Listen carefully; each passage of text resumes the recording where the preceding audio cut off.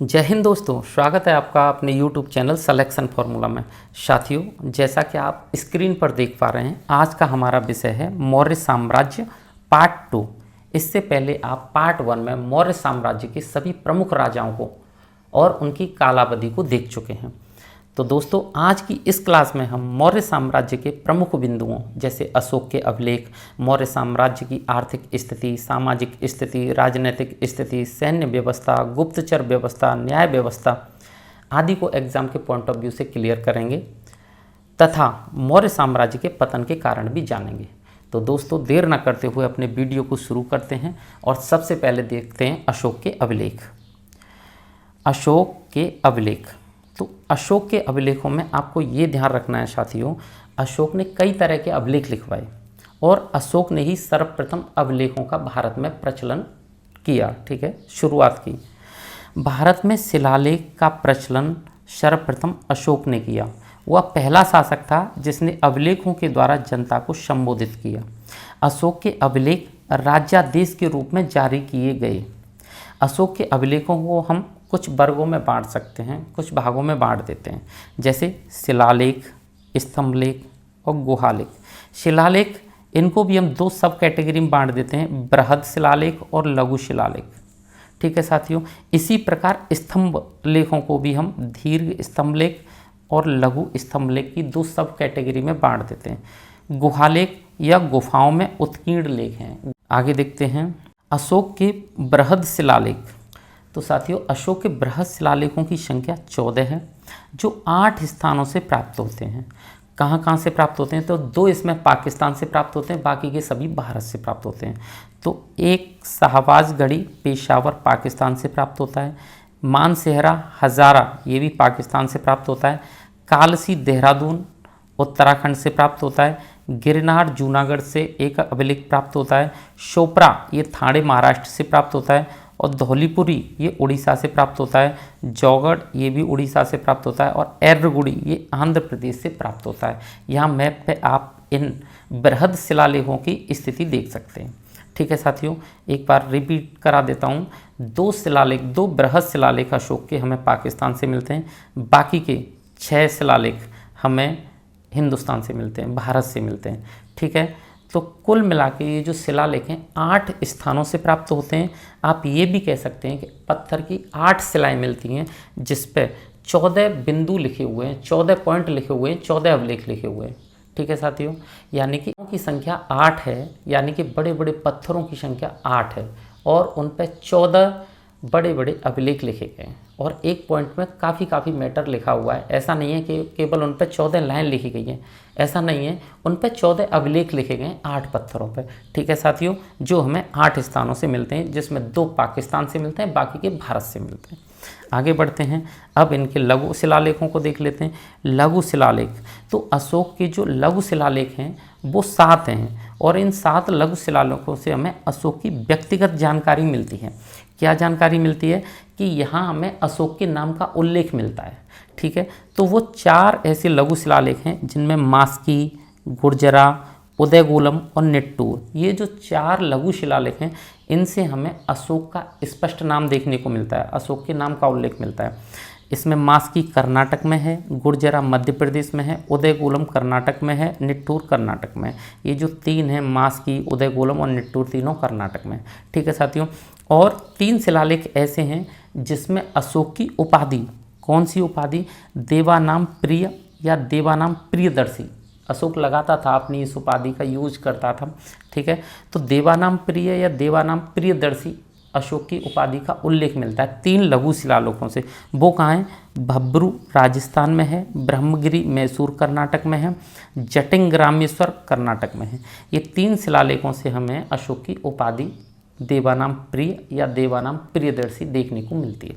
ठीक है साथियों, आगे बढ़ते हैं। अब देखते हैं अशोक के स्तंभलेख। हमने शिलालेख देख लिए दोनों ही, 14 बृहद और 7 लघु।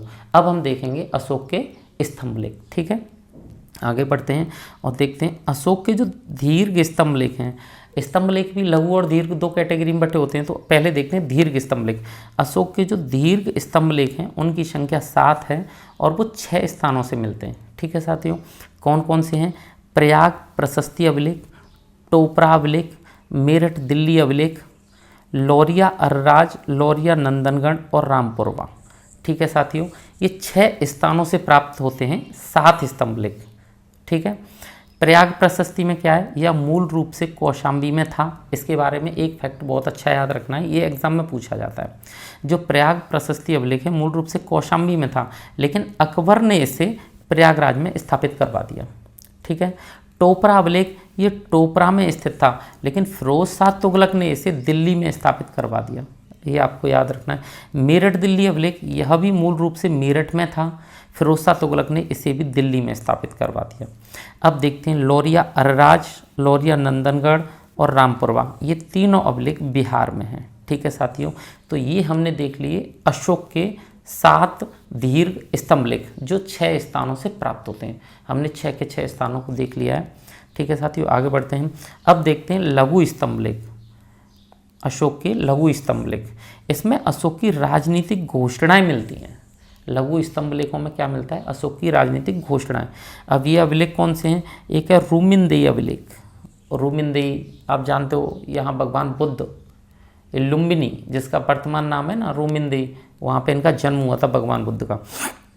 तो रूमिनदेई अभिलेख, इसमें मौर्य काल की राजस्व नीति की जानकारी मिलती है। अशोक ने इसमें भू राजस्व कर 1/6 से 1/8 कर दिया था। ठीक है, जो अशोक ने इसमें कर घटा दिया था, तो कर घटाने की जानकारी हमें रूमिनदेई अभिलेख से मिलती है। ठीक है साथियों, सारनाथ अभिलेख और सांची अभिलेख, इन दोनों के बारे में आपको याद रखना है कि इन दोनों अभिलेखों में अशोक ने एक चेतावनी दी थी कि बौद्ध संघ में फूट डालने वालों को बख्शा नहीं जाएगा। ये चेतावनी सारनाथ और सांची दोनों अभिलेखों में मिलती है। ठीक है साथियों, केवल 2 अभिलेख कौन कौन से, शाहबाजी गढ़ी और मानसेहरा, इन दोनों अभिलेखों की लिपि कौन सी है, खरोष्टी लिपि। खरोष्टी लिपि के बारे में आपको ये याद रखना है कि जैसे हम लिखते हैं देवनागरी लिपि में, उसकी उल्टी है, अपोजिट है, ये दाएं से बाईं ओर लिखी जाती है खरोष्टी लिपि। अगला अभिलेख है हमारा सरेकुना अभिलेख। यह अभिलेख 2 लिपियों में लिखा गया है, ग्रीक और अरमाइक लिपि में।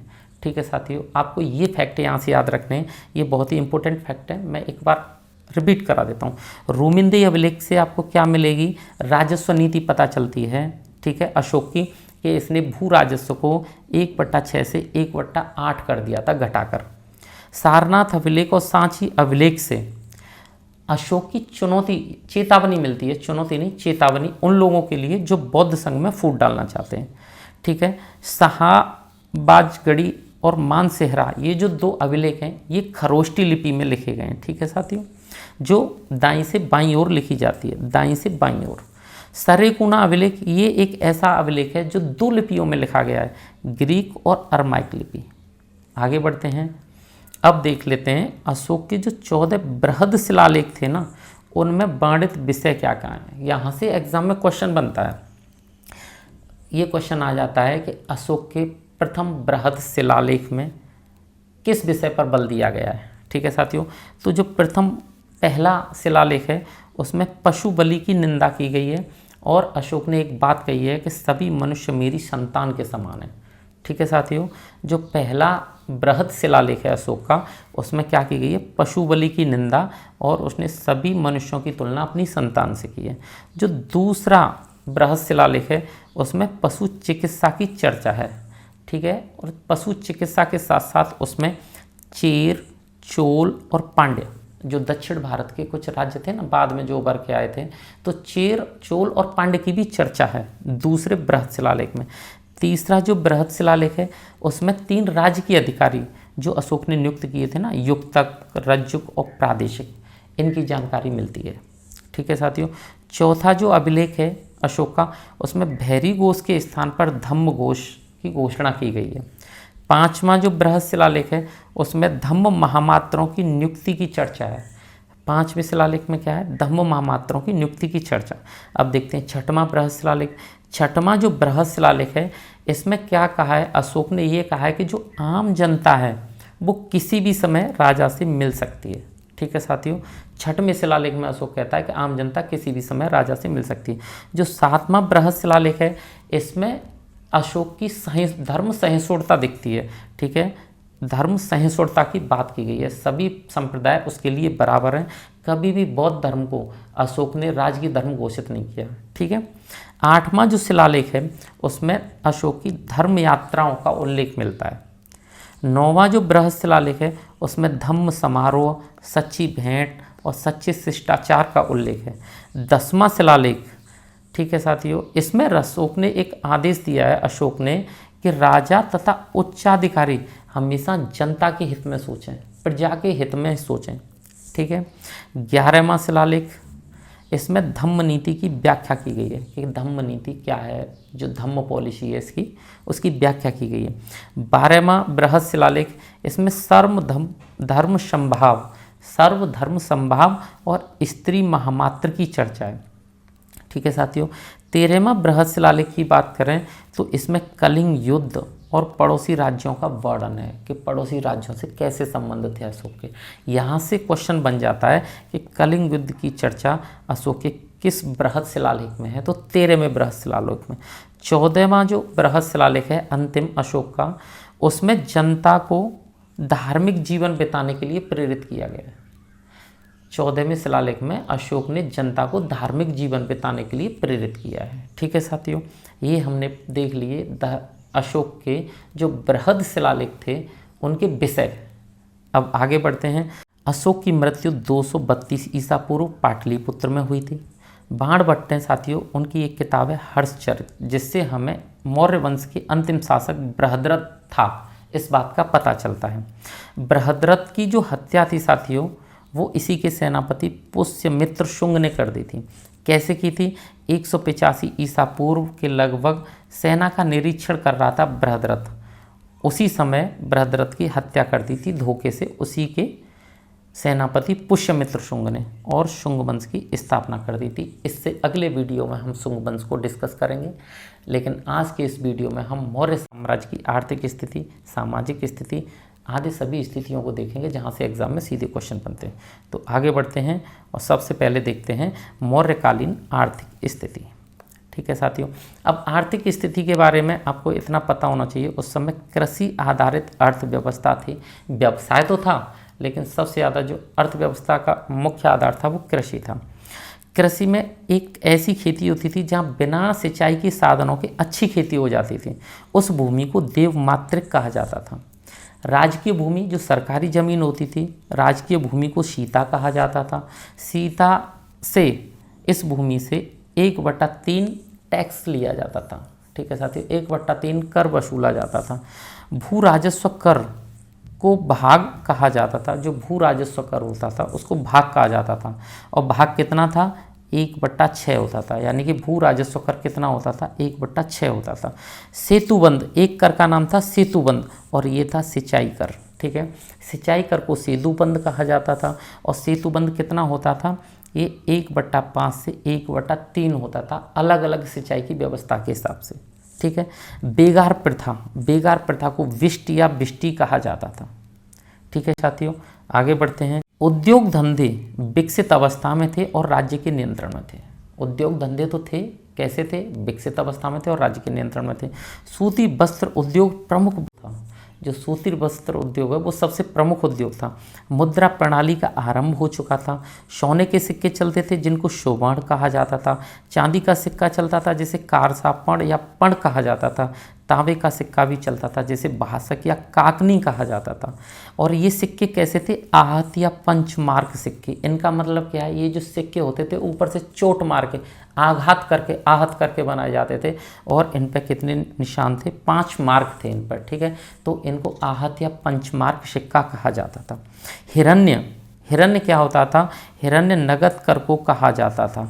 ठीक है साथियों, हिरण्य नगद कर को कहा जाता था। सिक्कों की शुद्धता की जांच करने वाले अधिकारी को रूपक कहा जाता था। जो अधिकारी सिक्कों की जांच करता था उसे क्या कहा जाता था? रूपक। ठीक है साथियों, आपको यहाँ से क्वेश्चन बनता है, मौर्य साम्राज्य के सोने के सिक्कों को क्या कहा जाता है? तो सुवर्ण कहा जाता है। चांदी के सिक्के को कासारपण या पण कहा जाता है। तांबे के सिक्के को भासक या काकनी कहा जाता है। और ये सिक्के कैसे थे? तो ये आहत या पंचमार्क सिक्के थे। हिरण्य किसे कहा जाता है? तो नगद कर, जो कैश में कर दिया जाता था ना, उसे हिरण्य कहते हैं। ठीक है साथियों, आगे बढ़ते हैं और अब देखते हैं मौर्यकालीन सामाजिक स्थिति। तो सामाजिक स्थिति के बारे में आपको याद रखना है कि पितृसत्तात्मक परिवार होते थे, पितृसत्तात्मक संयुक्त परिवार होते थे। ठीक है साथियों, समाज 4 भागों में विभाजित होता था। कौन कौन से? ब्राह्मण, क्षत्रिय, वैश्य और शूद्र। इन 4 भागों में समाज बटा हुआ होता था। जाति व्यवस्था आरंभ हो चुकी थी, इससे पहले नहीं थी वैदिक काल में, लेकिन अब यहाँ से जाति व्यवस्था आरंभ हो चुकी थी। ठीक है साथियों, वर्ण संकर जो जातियाँ हैं, वर्ण संकर जातियाँ, वो नगरों से बाहर रहती थी। ठीक है, चाणक्य के अनुसार कुलीन महिलाओं को अनिष्कासिनी कहा गया है। सती प्रथा और बाल विवाह का प्रचलन बिल्कुल नहीं था। मौर्य काल में सती प्रथा और बाल विवाह का प्रचलन नहीं था, लेकिन आगे तुम पढ़ेंगे तो देखेंगे धीरे धीरे ये कुरीतियाँ पैर पसारने लगी हैं, जैसे जाति व्यवस्था शुरुआत हो गई थी। ठीक है, मौर्य समाज में। आगे बढ़ते हैं और अब जान लेते हैं, जो वेश्यावृत्ति थी ना, वो राज्य के नियंत्रण में होती थी और वेश्याओं को गणिका कहा जाता था। यहाँ से क्वेश्चन बना है एग्जाम में कि मौर्य साम्राज्य में वेश्याओं को क्या कहा जाता था। ठीक है, स्वतंत्र वेश्यावृत्ति करने वाली महिलाओं को रूपा जीवा कहा जाता था। मेगस्थनीज के अनुसार दास प्रथा का प्रचलन नहीं था, दास प्रथा नहीं थी मौर्य समाज में। मेगस्थनीज के अनुसार भारत में अकाल नहीं पड़ता था।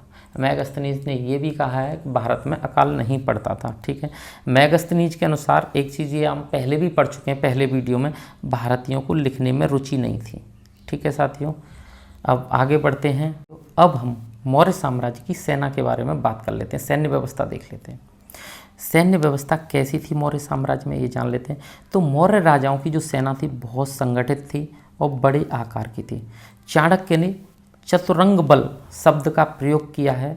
चतुरंग बल को सेना का प्रमुख भाग बताया और इसमें होता क्या था, पैदल सैनिक, घुड़सवार, हाथी और युद्ध रथ होते थे। ठीक है साथियों, मेगस्थनीज की इंडिका के अनुसार, इंडिका में चंद्रगुप्त मौर्य के पास 6 लाख पैदल, 50,000 घुड़सवार, 9,000 हाथी और 800 रथ। सेना में इतना ताकत थी कि उसके पास 6 लाख पैदल, 50,000 घुड़सवार, 9,000 हाथी तथा 800 रथों से सुसज्जित विशाल सेना थी चंद्रगुप्त मौर्य की। ठीक है साथियों, जस्टिन ने चंद्रगुप्त की सेना को डाकुओं का गिरोह कहा है। ठीक है साथियों, आप ये याद रखेंगे, कभी कभी एग्जाम में स्टेटमेंट भी आ जाती है। ठीक है, तो जस्टिन ने जो चंद्रगुप्त की सेना थी उसे क्या कहा है, डाकुओं का गिरोह। आगे बढ़ते हैं और अब देख लेते हैं गुप्तचर व्यवस्था। गुप्तचर व्यवस्था बहुत अच्छी थी मौर्य साम्राज्य में। गुप्तचर को गूढ़ पुरुष कहा जाता था। गुप्तचर विभाग का जो प्रमुख होता था उसे महामात्य सर्प कहा जाता था। आप याद रखें, जो गुप्तचर होता था उसे तो गूढ़ पुरुष कहा जाता था और गुप्तचर विभाग का जो प्रमुख होता था उसे महामात्य सर्प कहा जाता था।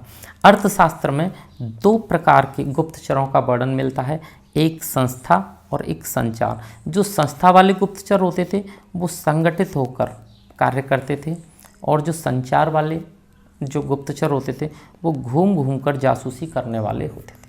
ठीक है साथियों, आगे बढ़ते हैं। अब देखते हैं न्याय व्यवस्था। तो न्याय व्यवस्था के बारे में आप इतना जान लीजिए कि मौर्य साम्राज्य में जो राजा होता था वही अंतिम न्यायालय और न्यायाधीश होता था। मौर्य काल में मौर्य सम्राट सर्वोच्च तथा अंतिम न्यायालय एवं न्यायाधीश होता था। ठीक है, ग्राम सभा की बात करें तो ग्राम सभा सबसे छोटा न्यायालय होता था जहां ग्रामणी या ग्राम वृद्ध अपना निर्णय देते थे। ठीक है साथियों, अर्थशास्त्र में 2 तरह के न्यायालय की चर्चा है। अर्थशास्त्र क्या है, बार बार अर्थशास्त्र का नाम आ रहा है, तो ये चाणक्य की पुस्तक है। ठीक है, जो एक राजनीतिक पुस्तक है।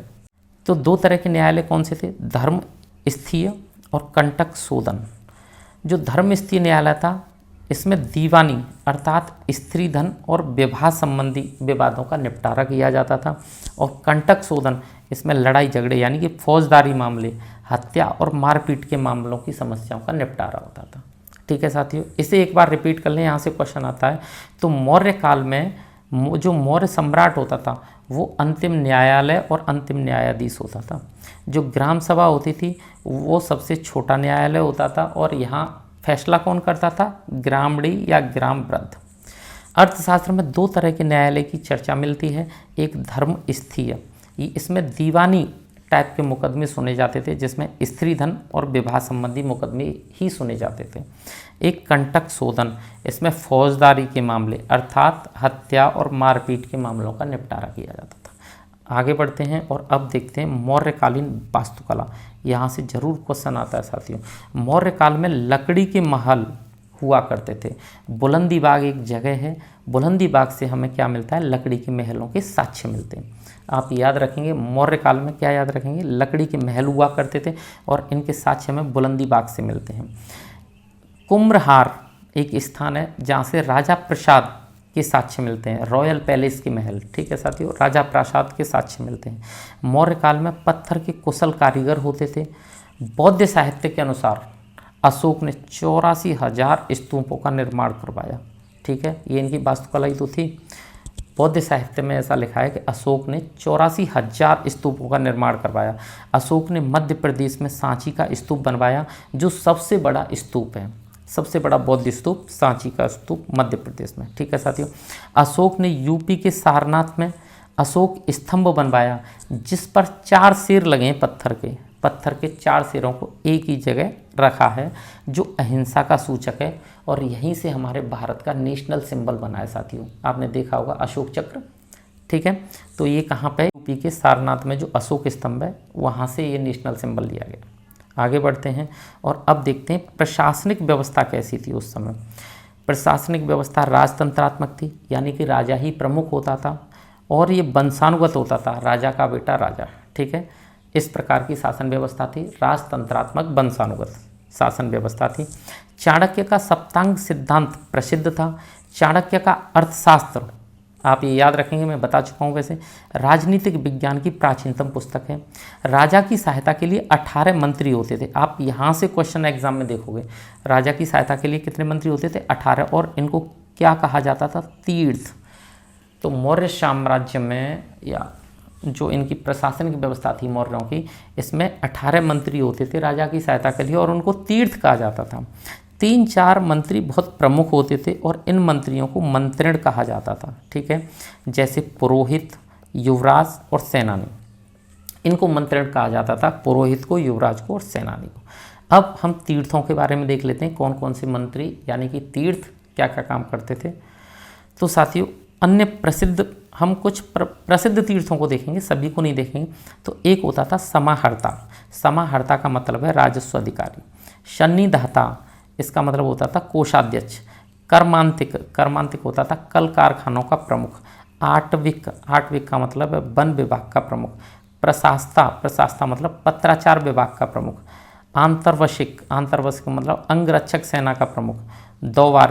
दौवारिक का मतलब है राजमहल की आवश्यकताओं की पूर्ति करने वाला। आप यहाँ से जरूर क्वेश्चन आ जाता है एग्जाम में, इनको रिपीट करा देता हूँ और ये आपको याद करने, चाहें तो आप साथियों स्क्रीनशॉट ले सकते हैं, नहीं तो वीडियो को 2 बार देख लें, ठीक है। समाहर्ता राजस्व अधिकारी, सन्निधाता कोषाध्यक्ष, कर्मांतिक कल कारखानों का प्रमुख, आटविक होता है वन विभाग का प्रमुख, ठीक है साथियों। प्रशास्ता होता है पत्राचार विभाग का प्रमुख। आंतरवशिक अंगरक्षक सेना का प्रमुख। दौवारिक होता है राजमहल की आवश्यकताओं की पूर्ति करने वाला। आगे बढ़ते हैं और अब देखते हैं इन तीर्थों के नियंत्रण में 26 विभाग होते थे। ये जो तीर्थ हैं 18 होते थे, इनके नियंत्रण में 26 विभाग होते थे तीर्थों के नियंत्रण में, और जो विभागों का प्रमुख होता था उसे अध्यक्ष कहा जाता था। और यहाँ से भी क्वेश्चन बन जाता है, या तो प्रश्न तुमसे तीर्थ से पूछ लिया जाएगा या अध्यक्ष से पूछ लिया जाएगा। तो इसमें भी हम प्रमुख अध्यक्षों को देख लेते हैं, ठीक है साथियों। तो पहला है मुद्रा अध्यक्ष। मुद्रा अध्यक्ष क्या करता था, पासपोर्ट विभाग का प्रमुख होता था। लक्षणाध्यक्ष, ये मुद्रा विभाग का प्रमुख होता था। सुराध्यक्ष आबकारी विभाग का प्रमुख होता था। सुरा मतलब शराब, आप इससे भी कनेक्ट कर सकते हैं। शुनाध्यक्ष ये बूचड़ खाने का प्रमुख होता था। लवड़ाध्यक्ष ये नमक विभाग का प्रमुख होता था। गणिकाध्यक्ष वेश्यावृत्ति विभाग का प्रमुख होता था। अकराध्यक्ष खनिज विभाग का प्रमुख होता था। पाण्याध्यक्ष व्यापार वाणिज्य का प्रमुख होता था। कुप्याध्यक्ष वन निरीक्षकों का प्रमुख होता था, ठीक है साथियों, यहाँ से क्वेश्चन एग्जाम में बन जाता है। रिपीट करा देता हूँ। मुद्राध्यक्ष पासपोर्ट विभाग का प्रमुख, लवड़ाध्यक्ष मुद्रा विभाग का प्रमुख, सुराध्यक्ष आबकारी विभाग का प्रमुख, शुनाध्यक्ष भूषण खाने का प्रमुख, लवड़ाध्यक्ष नमक विभाग का प्रमुख, गणिकाध्यक्ष वेश्यावृत्ति विभाग का प्रमुख, अकराध्यक्ष खनिज विभाग का प्रमुख, पर्ण्याध्यक्ष व्यापारिक और वाणिज्य का प्रमुख, कोप्याध्यक्ष वन निरीक्षकों का प्रमुख। ठीक है साथियों, आगे और अब देखते हैं हम चाणक्य का जो सप्तांग सिद्धांत है उसमें क्या क्या है, उसमें क्या क्या 7 चीज़ें हैं जिनकी ज़रूरत होती है एक राजा को, तभी उसे राज्य कहा जा सकता है। ठीक है, तो उसमें राजा, राज्य, अमात्य, किला, सेना, कोष और मित्र। मित्र में ये याद रखना चाहिए, जो मित्र होना चाहिए ना वो ऐसा होना चाहिए जिसके पास ऊपर वाली 6 चीज़ें हों, तभी ये चाणक्य का क्या है, सप्तांग सिद्धांत। यानी कि कोई भी क्षेत्र हो उसका एक राजा होना चाहिए, उस राजा का एक राज्य यानी कि क्षेत्र होना चाहिए, अमात्य मतलब मंत्री होने चाहिए, और चारों तरफ से कोई बाउंड्री यानी कि किला होना चाहिए, राजा के लिए सेना होनी चाहिए, और एक कोष भी होना चाहिए, और मित्र होना चाहिए। और मित्र ऐसा होना चाहिए जिसके पास ऊपर की 6 चीज़ें हों। ठीक है साथियों, मौर्य काल में शासक राजत्व का दैवी सिद्धांत में विश्वास रखता था कि जो राजा होता है वो भगवान द्वारा भेजा हुआ होता है। ये है राजत्व का दैवीय सिद्धांत। ठीक है साथियों, आगे बढ़ते हैं और अब देख लेते हैं इसका प्रांतीय प्रशासन कैसा था। तो जो मौर्य साम्राज्य था वो 5 प्रांतों में विभाजित था। प्रांत को चक्र भी कहा जाता है। कौन कौन से थे 5 प्रांत? एक उत्तरापथ, दक्षिणापथ, अवंतीपथ और कलिंगपथ। ठीक है साथियों, और एक प्राच्य। अब हम इन्हें समझते हैं। उत्तर में सबसे उत्तर में तक्षशिला, क्या था? तक्षशिला, ये उत्तरापथ था। दक्षिणापथ कहाँ? सुवर्णगिरी। कलिंगपथ तोशली। ठीक है साथियों, राजधानी थी ना कलिंग की। अवंतीपथ उज्जैन। और ये यहाँ उत्तर पूर्व में आपको खुद प्राच्य यानी कि मगध, पाटलिपुत्र। तो इस प्रकार ये 5 प्रमुख प्रांत थे। 5 प्रांतों में विभाजित था पूरा मौर्य एम्पायर। उत्तरापथ, दक्षिणापथ, कलिंगपथ, अवंतीपथ और प्राच्य। ठीक है साथियों, उम्मीद है आपको ये समझ में आ गया होगा। प्रांत को चक्र भी कहा जाता था। आगे बढ़ते हैं और अब देख लेते हैं मौर्य साम्राज्य के पतन के कारण। कुछ ऐसे कारण रहे होंगे कि मौर्य साम्राज्य का अंत हो गया। तो इसमें आपको ये जानना है कि सबसे जो चंद्रगुप्त मौर्य, उसके बाद उसका बेटा बिंदुसार और उसके बाद अशोक, यहाँ तक बहुत प्रतापी और बहुत ही महत्वाकांक्षी शासक रहे। उसके बाद धीरे धीरे शासक कमज़ोर होते गए और जो अंतिम शासक था बृहद्रथ, वो ज़्यादा योग्य और ज़्यादा महत्वाकांक्षी नहीं था। उसको उसी के सेनापति ने मार डाला। ठीक है साथियों, तो 232 ईसा पूर्व अशोक की मृत्यु के बाद मौर्य साम्राज्य कमज़ोर होने लगा था। अंततः 185 ईसा पूर्व में अंतिम मौर्य सम्राट बृहद्रथ की हत्या हो गई और बृहद्रथ की मृत्यु के बाद मौर्य साम्राज्य का पतन हो गया। मौर्य साम्राज्य के अगर कारण देखें कि क्या कमी थी, तो अयोग्य एवं निर्बल उत्तराधिकारी। अशोक के बाद योग्य उत्तराधिकारी नहीं थे। जो उत्तराधिकारी थे, राजा थे, वो कमज़ोर थे और निर्बल थे, योग्य भी नहीं थे। प्रशासन का अत्यधिक केंद्रीकरण। आप ये याद रखें कि मौर्य एम्पायर बांग्लादेश से लेके ईरान तक फैला हुआ है और ऊपर से लेके दक्षिण तक फैला हुआ है, कश्मीर से लेके दक्षिण तक। लेकिन हो क्या रहा है कि इसका केंद्रीकरण बहुत ज़्यादा है। चल कहाँ से रहा है पूरा शासन? तो मगध से ही चल रहा है। तो ये एक कारण था प्रशासन का अत्यधिक केंद्रीकरण। राष्ट्रीय चेतना का अभाव। जब केंद्रीकरण ज़्यादा था तो दूर दराज के क्षेत्रों में राष्ट्रीय चेतना का अभाव हो गया। ठीक है साथियों, आर्थिक एवं सांस्कृतिक असमानताएं। आर्थिक पूरे इनके मौर्य साम्राज्य में कहीं बहुत ज़्यादा अच्छी आर्थिक स्थिति, लेकिन कहीं दूर दराज के क्षेत्रों में राजा कुछ ज़्यादा ध्यान नहीं दे पाते थे।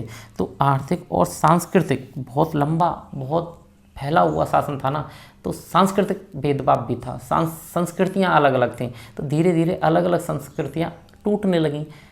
ये भी एक कारण था, आर्थिक और सांस्कृतिक असमानताएँ। करों की अधिकता, टैक्स ज़्यादा वसूलते थे, इससे भी जनता इनके खिलाफ हो रही थी। प्रांतीय शासकों के अत्याचार, और धीरे धीरे समय के साथ प्रांतीय जो शासक थे उनके अत्याचार बढ़ गए।